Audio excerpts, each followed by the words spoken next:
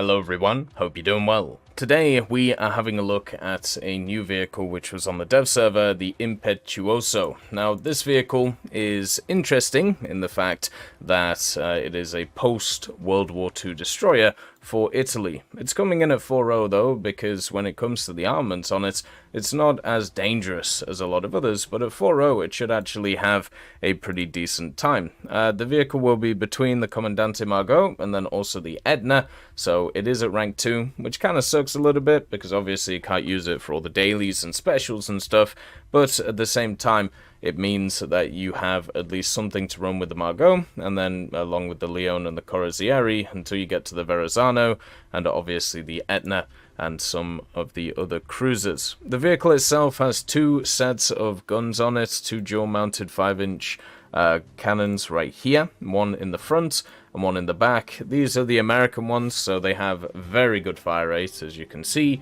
They also have a lot of ready-use ammo. These can just keep hammering over and over and over again. They're super useful to use in pretty much every sense of the word. I would actually say they're the best destroyer guns that you have in the game. Then, as a backup, it does have a bunch of 40mm Bofors as well.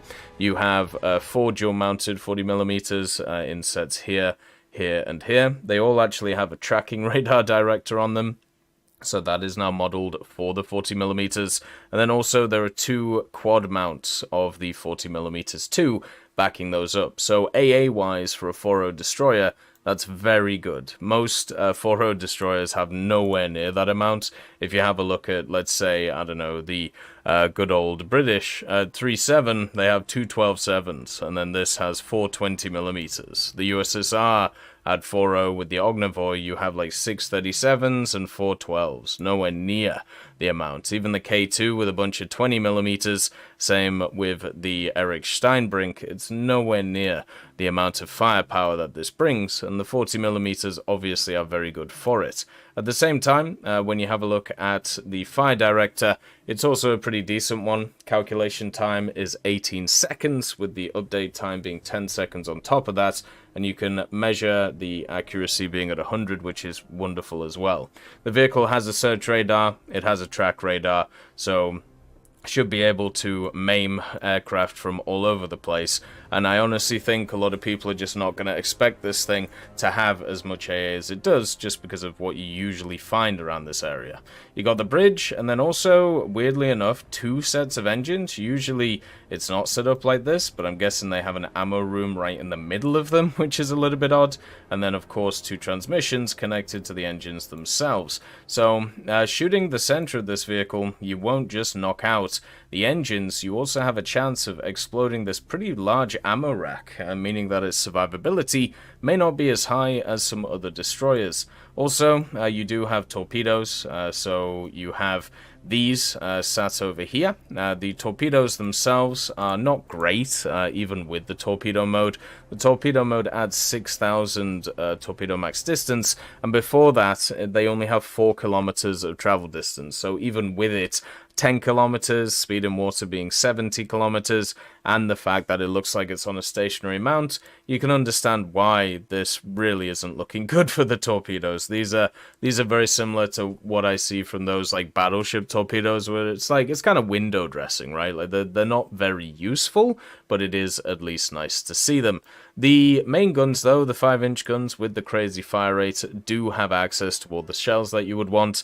You have the HE, which is a good starter, and then you have both of the common shells, the common and then SP common, so if you need to penetrate stuff, go after ammo racks, hammer, stuff like that, it can be really powerful in doing that. And then also HEVT, meaning that this thing can become an AA destroyer pretty damn quickly if it wants to. On top of this, you have the different belts for the 40s. No VT, because I'm guessing that would be kind of crazy if they ever decided to put that. But they do have HE, AP, and then of course the default, which has a bit of both. Looking at all of the other modifications on this thing, there's not really a lot different comparing it to most destroyers. You know, it doesn't have anything that's too nuts. The rangefinder and the primary armament, and then of course all of these are probably the things to focus on, but not entirely. You know, there'll be other things to look at too. So the vehicle also armor-wise has a little bit of extra on the turrets themselves, some 3.175 millimeters of thickness on this stuff, and then also the base hull and superstructure isn't really a lot, so you can probably HE it to death. I still think nowadays, at least before this update comes out, AP is kind of the way to go for these vehicles, just because of how deadly it has become, especially taking out ammo racks and then other areas of the ship. I was playing some other vehicles the other day, the good old where have they even put them in the tech tree now? Not the Armada or the Tobruk, these two. I was playing the Diana and the Daring, and with their 4.5-inch guns, with the fire rate that they have, which is incredibly similar to these 5-inch guns on the Italians, you were able just to hammer and just do so much damage. And I feel like this one, this Impetuoso, might actually go up in BR because of these guns. I remember when another set of vehicles was added, the Mitcher and also the Wilkinson, I vastly underrated how powerful these vehicles were, because I had a look at them and I was like, oh, well, there's only like 2 guns on them, right? Like, you know, but they have a crazy fire rate, and the thing that makes this really good is the actual fire director, where you can change targets super quickly and just annihilate stuff. The Impetuoso doesn't have that, but it does have the rapid fire rates of the guns, and also has, of course, just the overall damage that these do. You also have the flag stuff that, you know, we've talked about previously. They've added all of the national flags in now, so you can literally use pretty much any of them that you want. They don't carry over from the standard flags though, so this is seen as a different set. You can see the Italian flag here, so I suppose if we want the Northern Irish flag, you can see what it looks like on the vehicle, and also kind of flies in the wind, which is pretty cool. You have all the decorators, of course, and then also all of the decals that you want to do. And for this ship, it does get the Italian colors, so the wonderful turquoise, the bicolor brown and gray, and then of course the dark gray, light gray, and turquoise coloring, which at least for me is pretty nice. So I think overall with this standard vehicle, when I have a look at it, and when I also have a look at all of the different stuff that is on offer, like it's pretty cool to see that they're adding in these flags, but also it's pretty cool to see that they're adding in more and more vehicles to the naval tech trees. You know, Italy always gets talked about how, you know, it's a little bit underappreciated compared to other nations, and well, I mean, when you have a look at this, this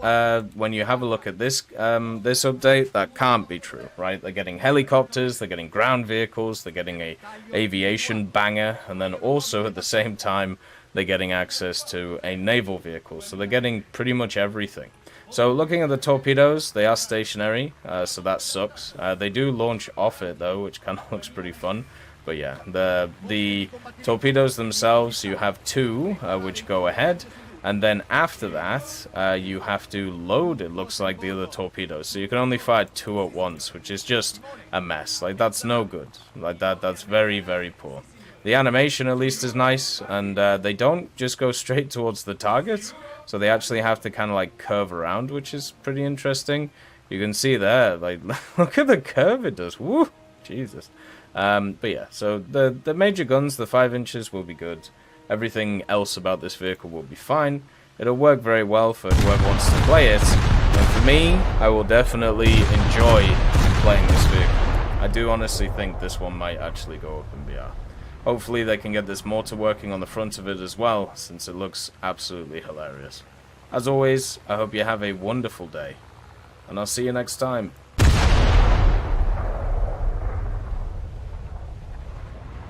I'd just like to thank Brendan Quinn, Vilneus, Character Fuel, Juan the Panda, Carrion Crow, Gus Irenicus, Pyman, Merciless Reaper, Orange Tail, Teddy, Daniel Stanton, Moxie, B. Young, Bareen, Peter Grayling, Alan Hacker, Sem Alslan, Uncle Bean, and Derek R., and also Lafouche for supporting the channel.